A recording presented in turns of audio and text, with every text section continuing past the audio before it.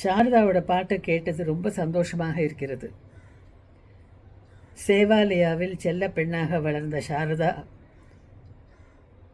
இசையில் இப்படி ஒரு பயிற்சி எடுத்துக்கொண்டு, அதுவும் தியாகராஜ ஆராதனையிலே அந்த வைபவத்தில் பாடப்போகிறாள் என்பதை தெரிந்து கொள்ளும்போது என்னுடைய மகிழ்ச்சி இன்னும் அதிகமாகிறது. சாரதாவுக்கு இயற்கையிலே நல்ல குரல் வளம் இருக்குது.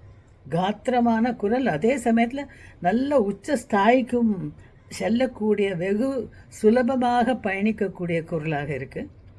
இந்த மாதிரி குரல் இயற்கையிலேயே அமைவது ஒரு வரப்பிரசாதம். இன்னும் நிறைய சாதகம் செய்து இந்த குரலை இன்னும் வளப்படுத்தி புதுசாக நல்ல பாடாந்தரங்களை பெற்று மிக விரைவிலேயே ஒரு முன்னணி இசைக்கலைஞராக சாரதா வருவதற்கு அத்தனை அறிகுறிகளும் இருக்கின்றன. அவளுக்கு என்னுடைய பரிபூர்ணமான வாழ்த்துக்கள், ஆசீர்வாதங்கள். All the best Saradha.